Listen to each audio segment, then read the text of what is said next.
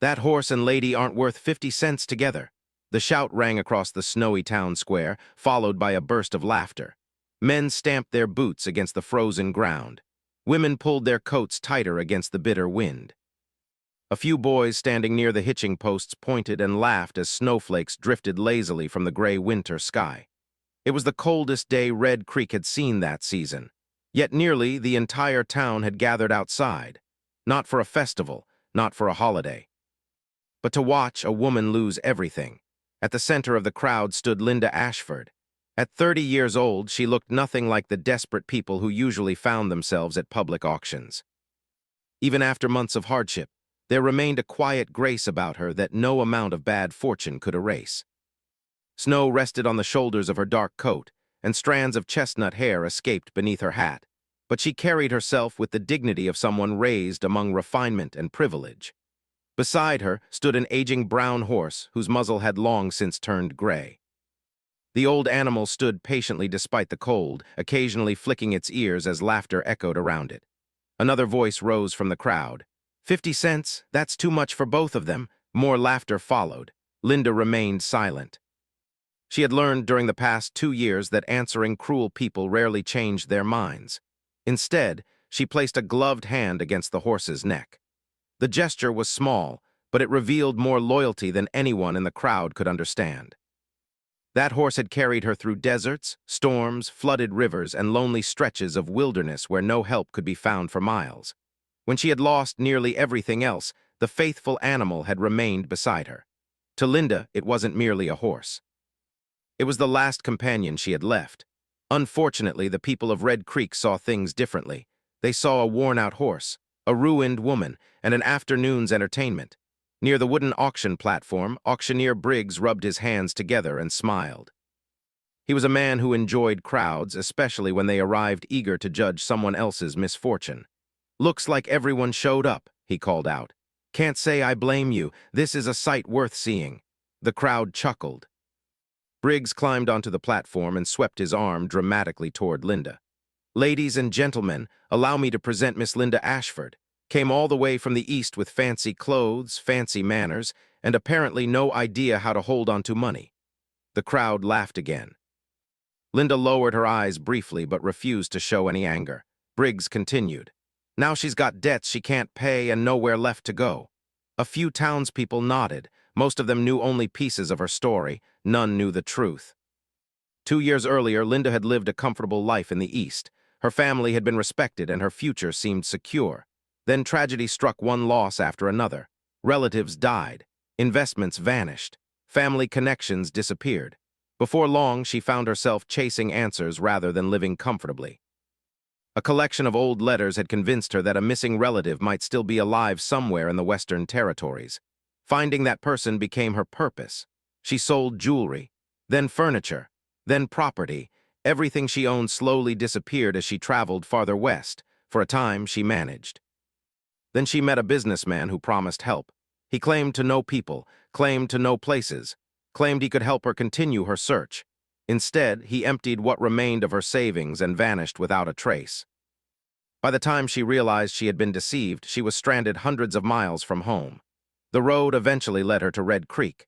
She arrived believing she would stay only a few days. Weeks became months. Months became nearly a year. Work was difficult to find. Debt continued growing, and now she stood before a crowd that seemed delighted by her downfall. The winter wind howled through the square. Snow swirled around boots and wagon wheels. Linda reached into her coat and touched the silver locket hanging around her neck. The metal felt cold beneath her fingers. The locket had belonged to her father. It was one of the few possessions she still owned.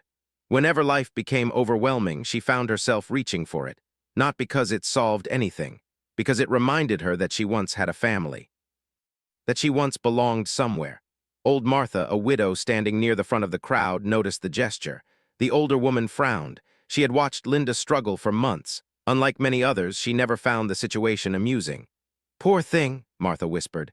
Beside her, Deputy Sam Carter shifted uncomfortably. Everything happening was legal. That was what bothered him. Sometimes the law and justice seemed like two different things. He glanced toward Linda. Despite the humiliation, she remained composed. He wasn't sure many people could have done the same. Briggs raised both hands. "All right, folks, let's begin." The crowd quieted. Excitement spread through the square. People leaned forward, some grinned, others folded their arms and waited. Briggs pointed toward the horse. "Let's start with this old fellow." The horse blinked. A few people laughed. "Any offers?" Briggs asked. Silence. Then someone shouted, 25 cents. The crowd roared.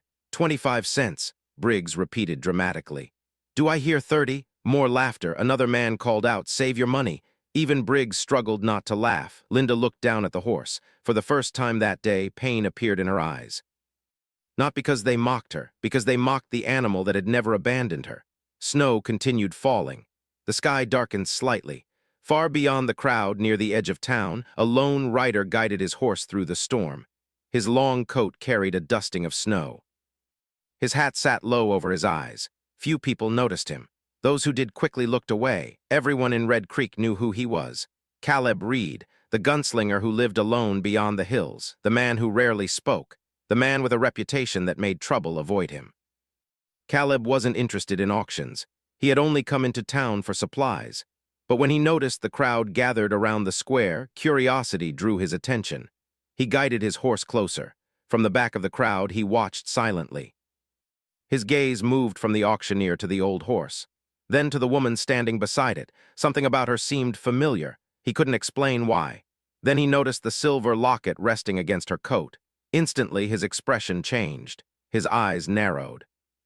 The noise of the crowd seemed to disappear. For a long moment, Calb stared at the locket as if he had seen a ghost. A memory surfaced from years ago, a promise, a storm, a dying man's final request. Caleb's grip tightened around the reins. Snow drifted between him and the auction platform. He continued staring. Then, barely above a whisper, he spoke 4 words that no one else heard. "That can't be possible. That can't be possible." The words barely left Calb Reed's lips, yet they echoed through his mind louder than the laughter filling the town square. For 15 years, he had carried a memory that refused to fade. Now, standing at the edge of the crowd, watching snow fall around a woman everyone seemed eager to mock, he felt that memory return with startling force. His eyes remained fixed on the silver locket hanging from Linda Ashford's neck. Years earlier, long before he became known across the territory as a gunslinger, Calb had been a young ranch hand traveling between settlements. During a winter storm, he had discovered an injured traveler beside a mountain trail. The man was weak, freezing, and far from help. Calb carried him to shelter and stayed with him through the night. The traveler knew he was dying. Before dawn, he revealed a secret he had guarded for years. He spoke of a daughter he had lost contact with after a series of family tragedies. Most importantly, he showed Calb a silver locket containing a faded family photograph. The man begged Calb for one thing: if fate ever allowed it, find her. Tell her that her father never abandoned her. Tell her he spent years trying to return. Tell her he loved her until the very end. By sunrise, the traveler was gone. Calb had buried him himself. Most people would have forgotten such a promise. Calb never did. For years, whenever his travels carried him into a new town, he quietly searched for clues. He asked questions. He followed rumors. Every lead ended in disappointment. Eventually, even he began believing the search was hopeless. Yet he never threw away the documents the traveler had entrusted to him. Now, as snow drifted across the square, he felt a strange certainty growing inside him. Meanwhile, auctioneer Briggs continued the spectacle. "Well, it seems our horse isn't attracting much interest."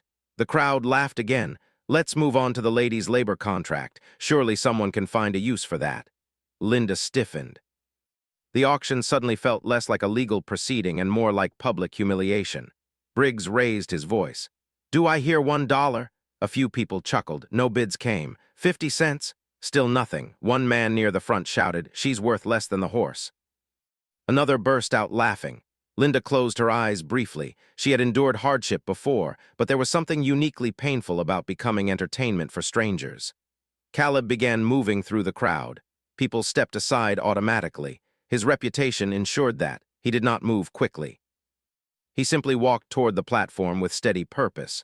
Briggs noticed him. "Looks like Calb Reed decided to join us." Calb ignored them. His attention remained on Linda. When he reached the front, he looked directly at her. "Where did you get that locket?" he asked.